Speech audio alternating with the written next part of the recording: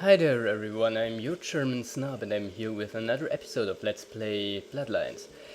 And today we're going to enter a rather interesting part of the game.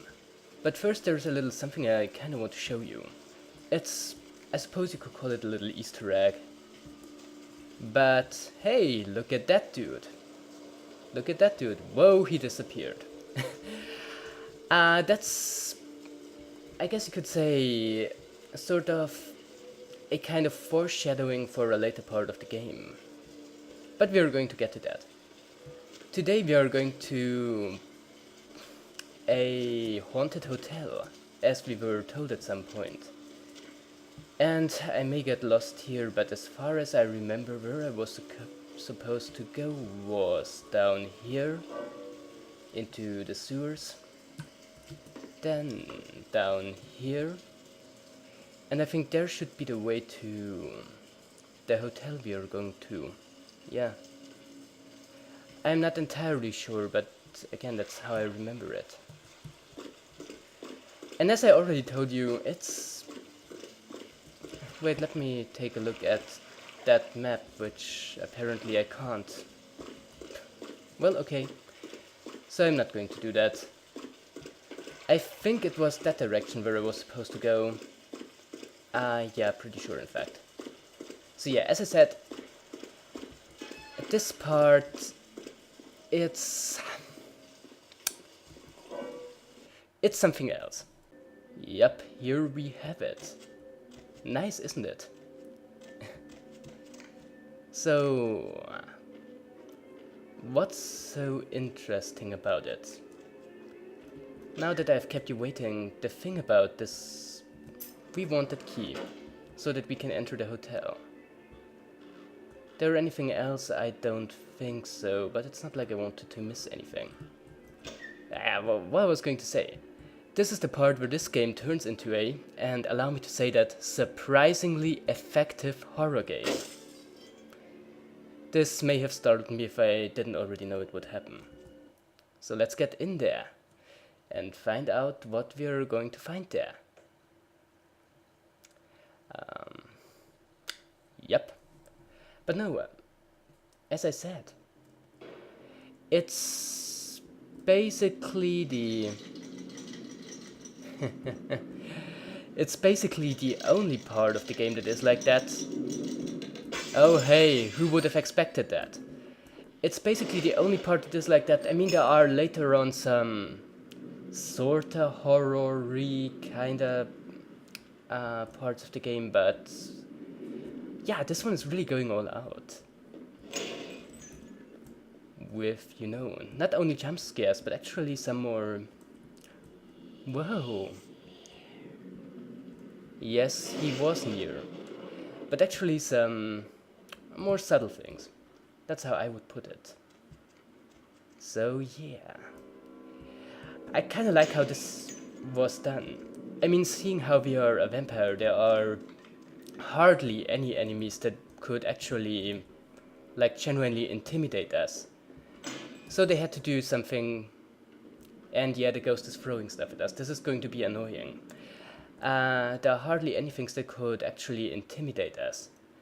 So the designers of this game had to go with something more, I suppose you could say more subtle. But maybe not even more subtle, but rather more... Well, you know, less material. Something that you can't... You know, really see. Just something that... They had to go with a presence that you can't attack, basically. So whatever. Look, the LA Sun. What does it say? Grand opening. Santa Monica celebrates the new Ocean House Hotel. Sadly, we can't read the rest of that article, but I assume it not to be, and yeah, this happens. I assume it not to be that important anyway. So look at that. Dark hallways, elevator, which is obviously where we want to go. A lock we can pick, which is obviously what we want to do. If we could, which we can't. So we have to go about this somewhat differently.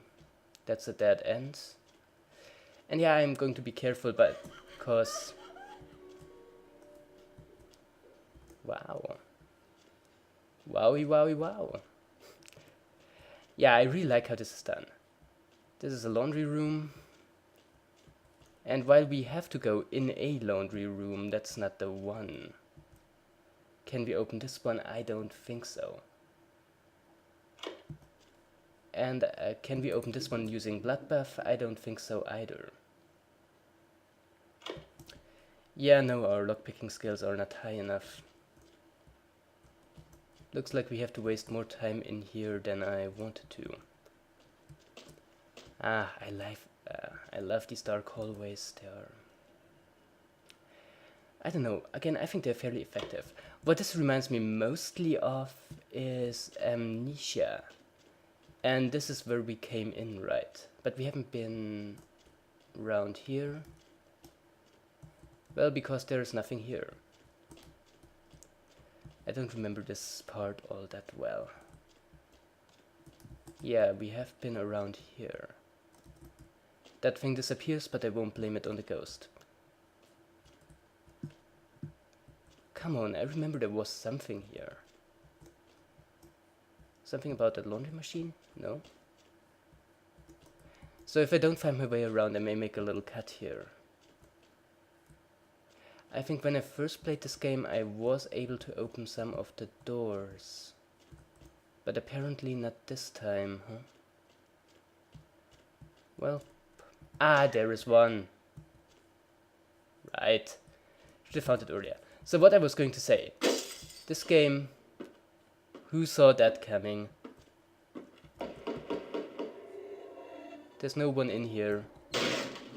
See, no one in here. Reminds me of Amnesia, which of course was a really hotel hell. Child severed head found in hotel laundry room. And wouldn't you guess it, that is actually going to have some payoff later on. So yeah, Amnesia, which was of course a very good horror game in that it also kept you unable to defend yourself. Which is a problem I have with a lot of horror games, that they... That's what I meant. Of course there's no severed head in there, seeing how we are not playing Killer 7 here, but... Hey, boiler room key. That one's ours now. Yeah, don't overdo it. And I keep getting off track here. Yeah, this is a problem I have with a lot of horror games, that they make it too easy for you to defend yourself. What does this say? Yeah, we've already been in here. Getting lost, one of my favorite things to do in the history of ever. Like, seriously. Nope, not around here. I mean, games like Dead Space, which could, in theory, be scary if they really try to, aren't, because... Well, you see, Dead Space is a game that gives you a weapon that lets you shoot saw blades. It's not really easy to be scared when you have a weapon that lets you shoot saw blades. Hell, even most of the Silent Hill games, which are among, in my opinion, the best horror games ever, make that mistake. Hey there, buddy. Are you going to do anything, or... Are you just going to disappear on me? Yes, you are. But it's always nice if you have a game where you can't defend yourself and you really feel like... like you're just a target to be attacked by a monster.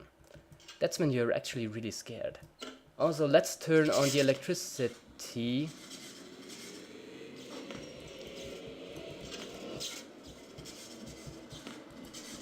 Let's assume that's something good. And let's assume that the ghost is throwing stuff at us, because he always is. Let's get out of here again. And then I think the elevator is running again. Yeah. Once you have it memorized, it's not really that easy to get lost. Another horror game that does that being... see, the elevator works again. Making you... Yeah, don't distract me, ghost. Making you unable to defend yourself in any way. And guess what that picture is going to do? Yeah, another horror game that does that would be Slender. you know, the great indie horror game hit for some reason. Now, Slender, in my opinion, always was a game that was made primarily for complete douchebags to be, or to be let's played by complete douchebags with face cams. But you know, there are some genuinely good ideas in there. And hey, look at that hotel room. There is... Wasn't there another newspaper in here? I may remember it wrong. But yeah, there are some genuinely good ideas in Slender.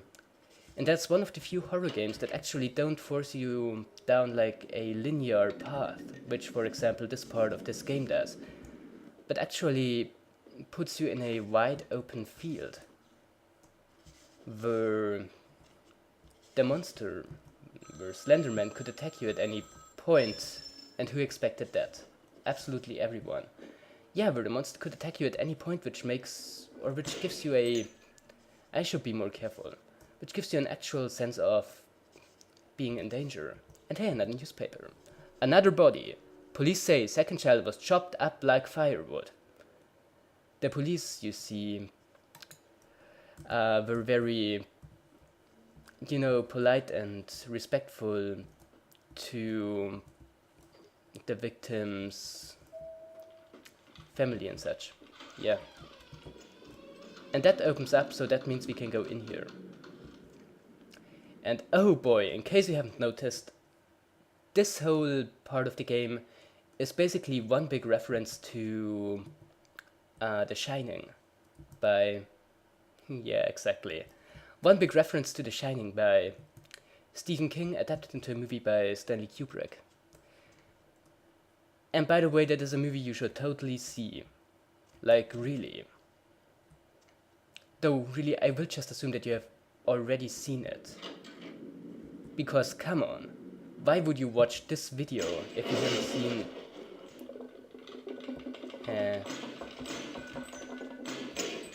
I mean, why would you be watching this video if you could just watch The Shining? Meanwhile... Get out!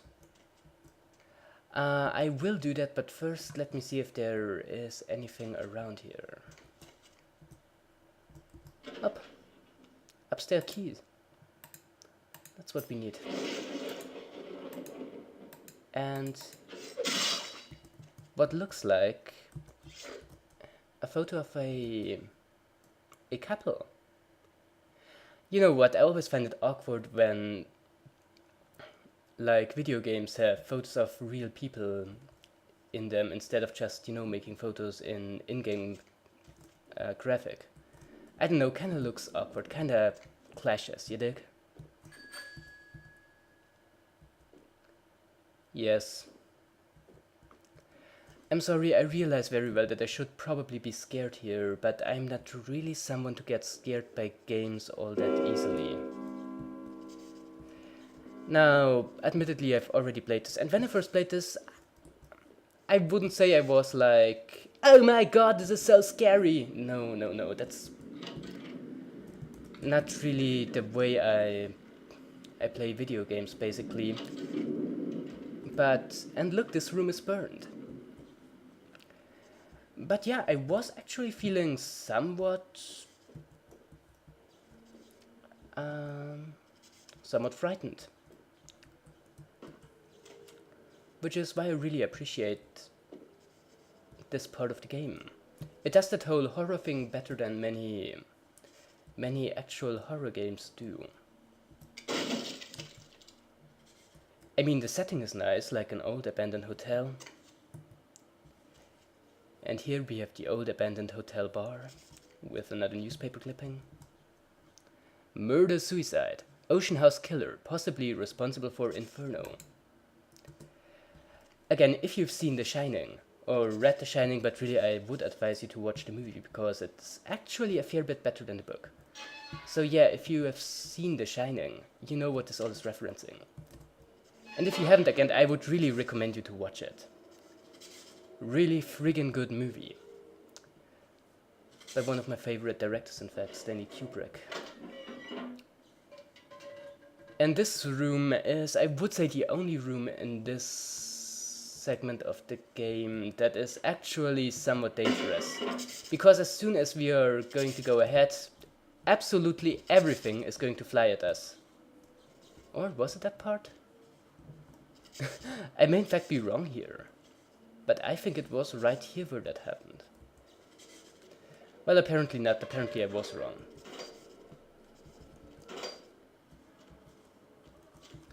So I think I have to pick up something first, right?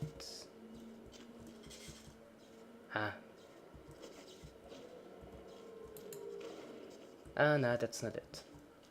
There is nothing in the microwave. Okay. This door we can't open. There's a little red book. A diary.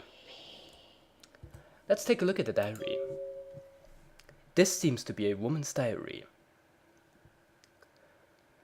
April the 30th, 2003. I met a guy today at... Wait, that's the wrong one. That's the right one. Better. This is the charred remains of what looks like a diary. Alright. So... the 5th of 1958. Just arrived here at the Ocean House. We have a week-long holiday here in Santa Monica. And Ed has booked us a room for the hotel's grand opening. It's a wonderful place, almost magical. The children have been swimming all afternoon. The first 2 days have been almost perfect, except that Ed can't seem to stop asking about the locket I received from my mother. He seems to think it was sent to me by some admirer. Ed can be sweet, but sometimes his jealousy can get the better of him. Hopefully he'll feel better tomorrow. Sun is out today, not a cloud in the sky. Ed seems a little on edge, keeps guessing as to who my new boyfriend is. Silly Ed. There was a picnic for the hotel guests this morning. Quite a grand affair. Ed is in a dark mood. I don't know what I can do to reassure him that he is my one and only love. The only time he seemed to brighten up was when he was speaking to the groundskeeper. Boys and their tools. We only have 2 days left, and thank God we're finally going home. Ed won't speak to me or the children, and I found him more than once in the bathroom, holding the locket and staring at it. I'm afraid he suffered some sort of breakdown. I've told him we can go home, but he just shakes his head. He won't look at me. I just want to go home. Ed left early this morning, and I haven't seen him since. If I haven't seen him in another hour, I'm going to call the hotel manager. Against my better wishes, Ed Jr. went to look for him downstairs in the basement. I'm going to send Tiffany down to fetch him. Wait. Someone is knocking at the door. Oh my God, Ed, covered in blood. Coming to kill me. Locked myself in the bathroom. He's gone crazy. He keeps shouting we'd be together forever. And he'll never let me go. Someone please help. The writing trails off at the end of the page. Perhaps she was dictating. Anyway, that's kind of interesting. Again, really reflects the plot of The Shining.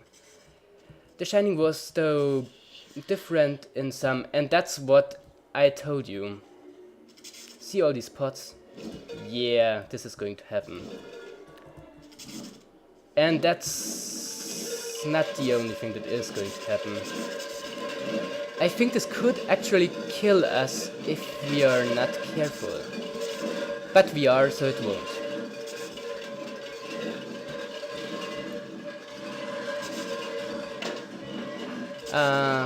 Geronimo!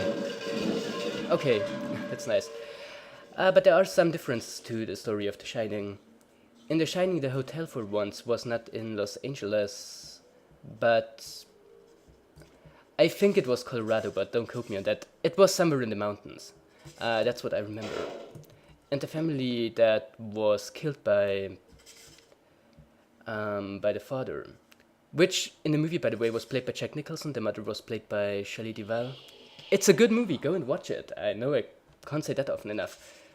Were actually not guests in the hotel, but worked as, like, I think the father worked as a janitor while the hotel was closed.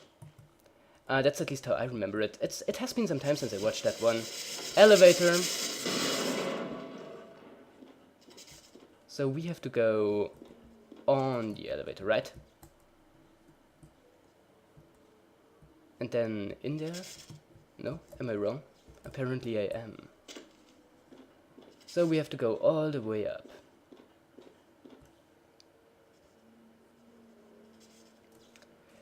And then I'm going to save here, just to not kill myself in some stupid way.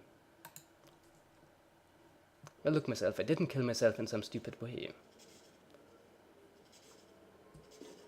The question is, what door? I think it's, yeah, the upper one. Jump. Oh hey, we survived this. Really wouldn't have been surprised if I fell down there. No, I can be so clumsy sometimes. That one opens up. Yes, it does. So, here we have a bathroom. And I remember there being a really interesting scene in The Shining involving a bathroom and a shower in there. Don't laugh at me. Seriously. Was it really just that one little set piece? Yeah, it may just be. May just be. What's in there? Scarlett Torkelson, circus performer. This item is beneath my abilities, I would gain nothing from it. Biography of 1930 circus performer Scarlett the Perforated Lady Torkelson, best known as the assistant to Shaky Silman Freddy, the notorious epileptic knife thrower. This book raises my dodge talents. We need higher scholarship skills to read this thing. Okay. And for the record, dude, I really like the music here. Really adds to the atmosphere. Don't you think? So nothing in here either. One of these rooms? Nope. But another newspaper. Murders unsolved. Mother or father could have been Ocean House Killer. Yeah, it was the father, we know that much. Again, that's what it was like in the movie / book. I think I've also read the book to The Shining, but really I wasn't that blown away by it. I mean, don't get me wrong, I sorta like Stephen King, even though, well, you know, he has better and worse stuff. But The Shining never really was one of his better movies. I'm not saying it one of his better books, I mean. It was not bad, but compared to his, or what I would consider his, oh boy, what I would consider his masterpieces like The Stand or It, I thought it wasn't that great. Readable, but, you know, sort of your Stephen King standard fare.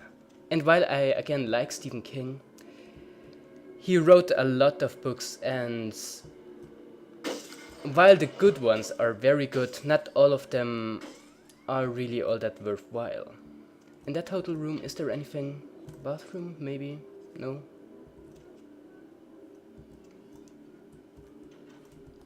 No, what a shame. Love the music. So that's the room we're going to get in. Okay. Hope I'm not missing any newspaper clipping here. No? Okay. So up we go. And this room looks like it was burned.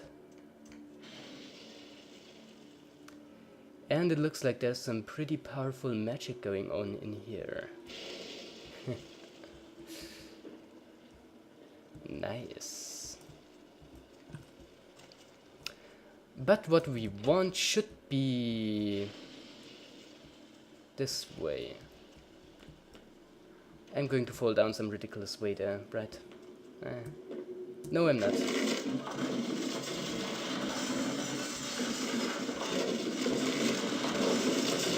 And if I actually manage to die at this part, I'm officially a huge idiot.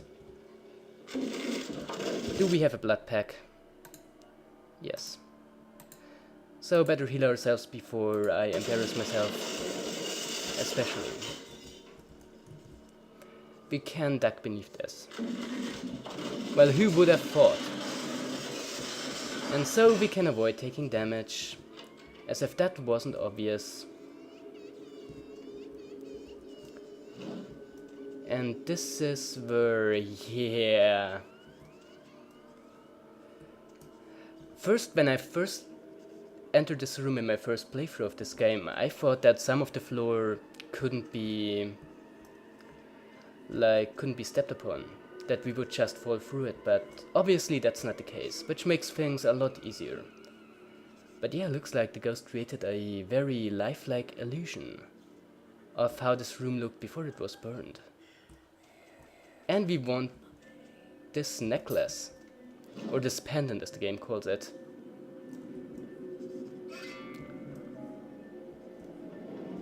And then we have to leave the ocean house. Yep. Time to get out of here again. The door opens slowly because you know it's supposed to be scary, and the elevator opens too because it's supposed to be an elevator, and well, you know, elevators are supposed to open up, I mean, really. I mean, we want to enter them, right? And then I was pretty sure we could go through here, but apparently we can't. Let me see about that.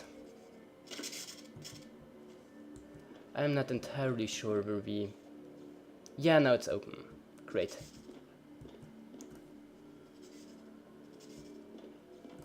Very good.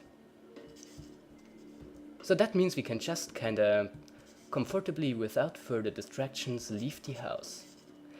And it may sound like it was sarcasm, but no, really, that's all there is to this level. And you know what, after we have finished it, I think this would be a pretty good point to stop recording for today. In the next episode we are going to return the pendant to Therese, who asked us to bring it to her. So as you all know, I'm your German snob, this is Let's Play Vampire the Masquerade Bloodlines, and I'm going to be seeing you again, hopefully tomorrow. In fact, most certainly tomorrow. So yeah, have a wonderful evening and goodbye.